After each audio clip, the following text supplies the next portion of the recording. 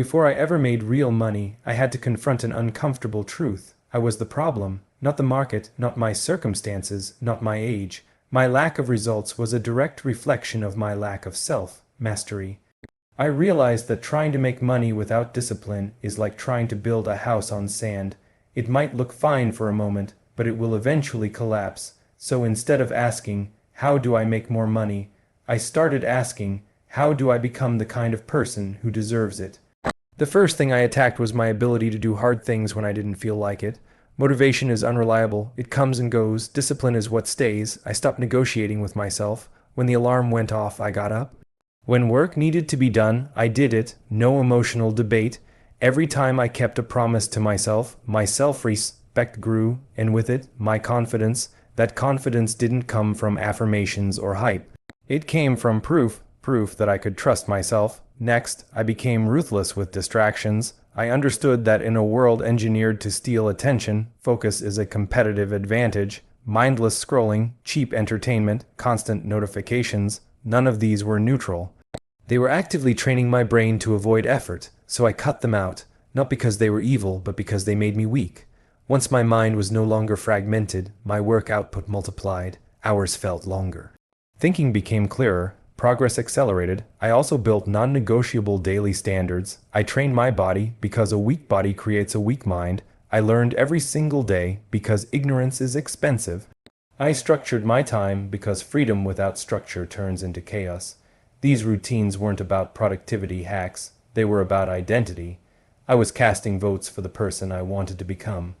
The moment I mastered myself, money stopped feeling mysterious. I could focus longer than most people. I could endure boredom and pressure. I could delay gratification, and those traits compound faster than any investment. Wealth didn't come because I chased it. It came because I became disciplined enough to handle it. At some point, I realized that working harder wasn't the answer. Plenty of people work hard their entire lives and never escape financial stress. The real difference between those who struggle and those who break free is leverage, and leverage comes from high-income skills. I stopped obsessing over titles, degrees, and external validation, and started focusing on one simple question. What skill can I learn that the market will actually pay for right now? Money doesn't reward effort, it rewards value. Once I understood that, my entire approach changed. I became obsessed with skills that directly influence revenue. Sales taught me how to communicate value. Marketing taught me how to attract attention.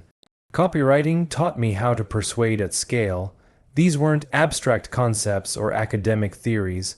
They were practical tools that could be applied immediately. I studied them with intent, not casually. I didn't watch content for entertainment. I studied to extract frameworks, patterns, and principles. Every hour of learning had one purpose: to increase my earning ability. But learning alone is useless without application. Most people hide behind preparation because it feels productive without the risk of failure. I refused to do that. The moment I understood the basics, I took action. I reached out to clients before I felt ready. I offered services while still improving my skill set. I charged money while still learning, not because I was arrogant, but because real feedback only comes from the market. The market doesn't care about your confidence, it cares about results. Every rejection, every mistake, every awkward conversation sharpened my competence faster than any course ever could. Speed was everything. While others spent years perfecting their knowledge, I focused on shortening the gap between learning and earning. I treated skill acquisition like an investment with an expected return. If a skill couldn't realistically produce income within months, not years, I deprioritized it. This forced me to stay grounded in reality instead of fantasy. I wasn't building skills to feel smart. I was building skills to become independent. Once I had proof of concept, I doubled down. I reinvested my earnings into getting better tools, better mentors, better information. I paid to shorten time. I understood that money can be re-earned, but wasted years cannot. Instead of spending on status symbols, I invested in anything that increased my earning capacity. This created a compounding effect. Better skills led to better results, which led to better opportunities, which led to more leverage. I also learned that monetization isn't just about the skill itself, but how you package and position it. Two people can have the same ability, yet earn wildly different incomes based on how they present their value. I learned to communicate outcomes instead of processes. Clients don't care how hard something is. They care about what it does for them. Once I aligned my messaging with results, income followed naturally. Execution beat perfection every time. I watched people far more talented than me hesitate, overthink, and delay. Meanwhile, I was shipping, adjusting, and improving in public. Momentum became my unfair advantage. Every action created clarity. Every conversation revealed what to fix next. Confidence became a byproduct of repetition, not something I waited to feel. High income skills changed my relationship with money. I was no longer dependent on a single employer, a fixed salary, or permission from anyone. I could create value on demand. That sense of control is what real wealth feels like. Money became a tool, not a source of anxiety. And it all started when I stopped chasing income and started building skills that the market couldn't ignore. One of the most uncomfortable realizations I had was that my environment was silently shaping my future. Not in a dramatic way, but in small, invisible ways that compounded every single day. The people I was around, the content I consumed, the standards I tolerated, all of it was programming my thinking. For a long time, I underestimated this. I thought mindset was something you could just switch on with motivation, but mindset is largely a byproduct of environment. If you stay in the same surroundings, you keep producing the same results. First shift I made was raising my standards, not goals. Goals are optional. Standards are non-negotiable. I stopped asking myself what was convenient and started asking what was required. Late nights, sloppy work, weak excuses, none of that was acceptable anymore. I realized that the life I wanted demanded a higher level of behavior, and no one was coming to enforce it but me. Once my standards changed, my actions followed automatically. You don't need willpower when your standards make certain behaviors unacceptable. Then came the hardest part, distancing myself from people who were comfortable staying average. This wasn't about ego or superiority. It was about alignment. Conversations that revolved around complaining, gossip, and excuses slowly drain your ambition.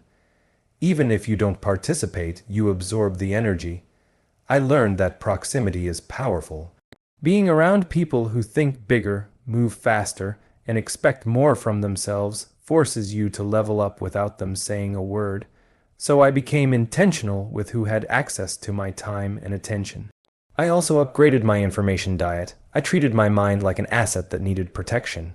News, negativity, and low-quality content were replaced with long-form thinking, business strategy, philosophy, and biographies of people who had already achieved what I wanted.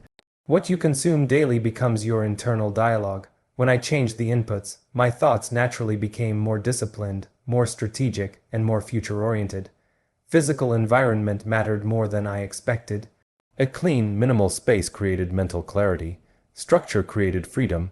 Chaos in your surroundings translates into chaos in your decisions.